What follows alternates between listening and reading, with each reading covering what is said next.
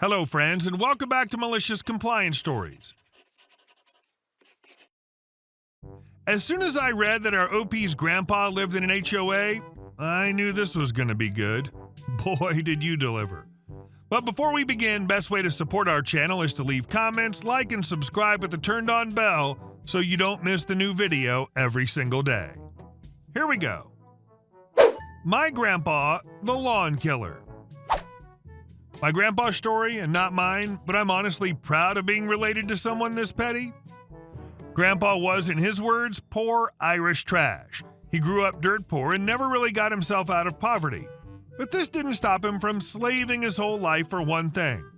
Grandpa wanted to buy his own home. Tired of being told what he can or can't do with his rentals, he wanted a place of his own where he could do anything he desired to the property and not have to answer to anyone.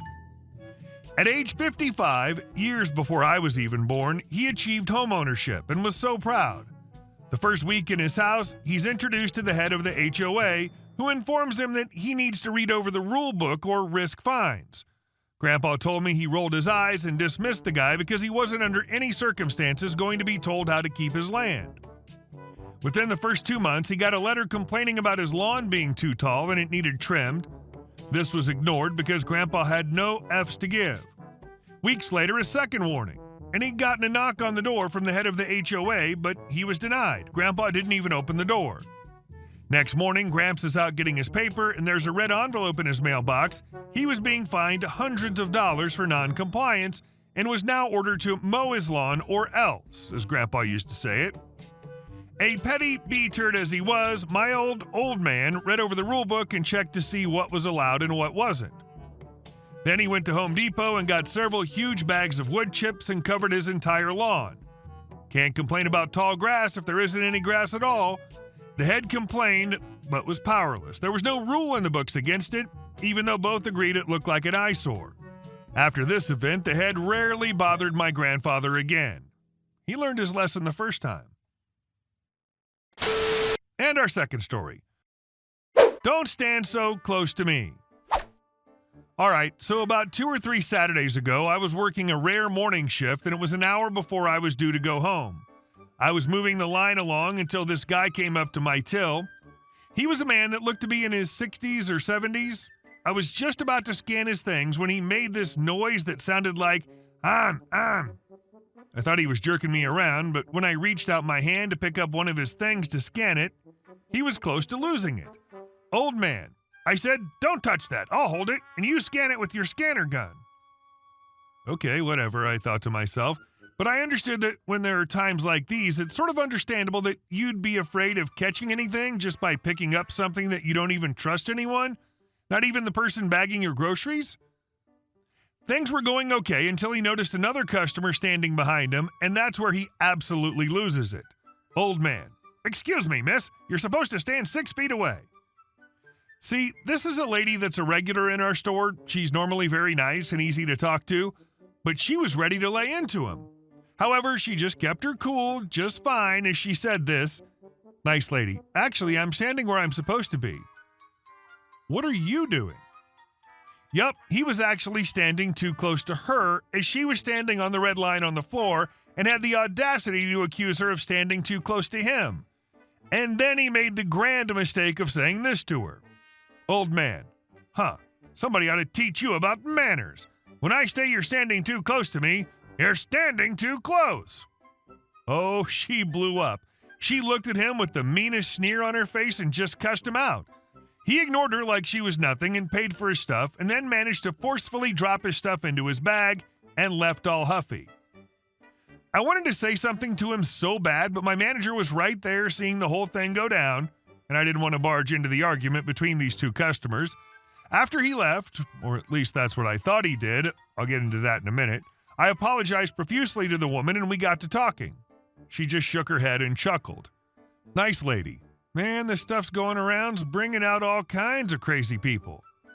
As she said this, we both noticed the old man outside starting a brand new argument with a couple of people trying to walk inside our store. He was full on screaming at them, and they were shouting back at him before they decided it was no use and made a run for it before he did anything worse. After that, he was seen no more. And our last story. No, Karen, you're not the HOA president. The setup. Our tale begins in my teen years about 10 or 11 years ago. It was summer and my parents wanted to go on vacation. Me being a 16-year-old dumb butt with both a gaming addiction and seeing my cue to living the free, independent, unsupervised life, much like a house cat with an open door for 2 weeks opportunity, offered to house and dog sit while they and my sister went on vacation. Some important background information is probably needed here, since else some dumb butts here might call my parents neglectful for leaving a 16-year-old unsupervised for 2 weeks. I'm from a way safer and secure place than the U.S. We live in the suburb, and I was taught most life skills by the time I was 12. The only dangers I could be exposed to would be alcohol poisoning and strains to my wrist from the insane amount of rounds I would force my poor member through during the 2 weeks. You know, the typical threats for a boy in a country in which 16-year-olds can buy beer. The Boy and the Karen Megasaurus Rex, Week 1. While gaming took 90% of my time away and I developed the night and day schedule of a back-end developer, I still did all the chores around the house, with a few exceptions, since I deemed they could wait. I checked the mailbox and there's a handwritten letter with runes of the ancient.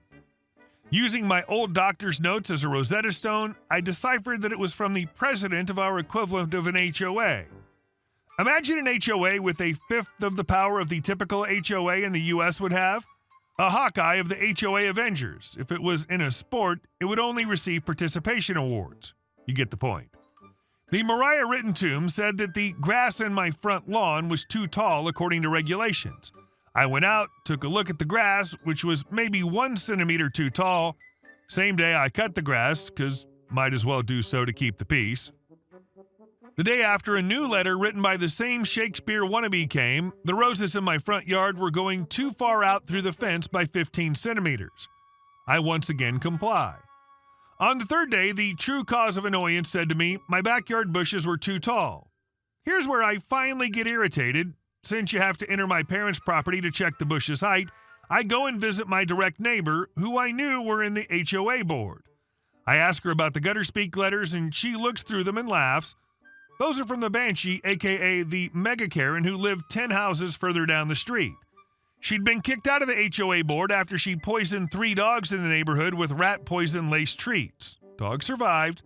Not wanting to deal with her after she threw rocks at me when I was trick-or-treating as a child, I decided to let the case rest and leave my bushes be untrimmed. The boy, the planted bomb, and the instigation. Fast forward a week into my parents' vacation. After being alone for 7 days and decided to do something else, as any teenager would, I started to plan a party. And like the good kid I was, I went around to all my nearby neighbors and warned them about the potential noise which parties tend to create. Instead of holding a straight-up party, I decided to invite friends over to a LAN party so we could play Counter-Strike Source and quickly replace the white blood cells in our body with whatever was in the knockoff energy drinks. Fast forward to said LAN party. 1 a.m., there's a loud knock on the door. I go out to see 2 cops looking at me with a surprised Pikachu face. I look at them with the same amount of confusion. Cop 1, we have a report that there's a loud party going on and there might be several minors doing drugs here. Me, does energy drinks count as drugs? Cop 2, no. Me, then I have no idea what you're talking about. Cop 1, we had a frantic woman calling constantly, which is why we came. But it seems we're more of a disturbance than you guys are. At the same time, one of my friends can be heard in the background. OP, get in here. The bomb's been planted and you're the only one alive. Cop 1, Counter-Strike? Me, Counter-Strike. We'll leave you to it then. Cops left and we lost the match. Unrelated, though. 2 days after, I get another knock on my door. There she is, the bane of all good. She starts screaming that me and my drug party kept her up all night and that I'm a horrible brat who needs to tend to my bushes if my parents doesn't want to lose the house.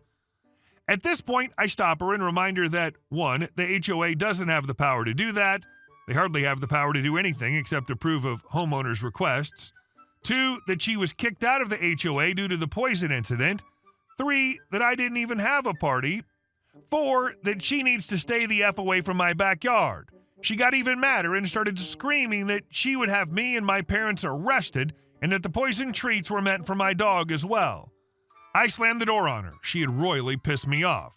No one threatens my good boy, no one. So now we're in our final act, my revenge.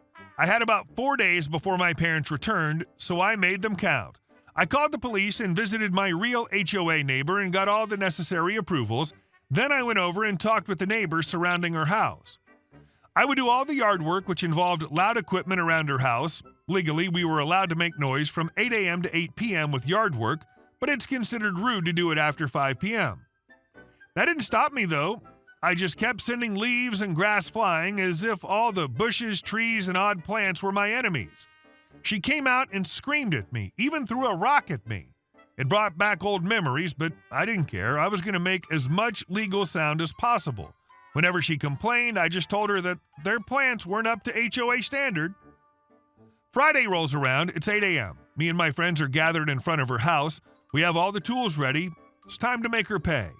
We turn on the speaker, the barbecue, and crack up a beer. Speaker set to the exact legal limit of how loud the music's allowed to be.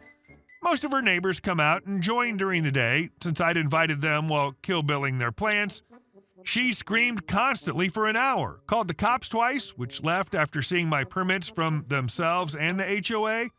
That's right, B-word. If you want a party to complain about, then you shall get the finest party of the Shire just outside of your house. We kept it up until the exact time limit. Hey guys, thank you all for watching the video. I'll see you in the next one.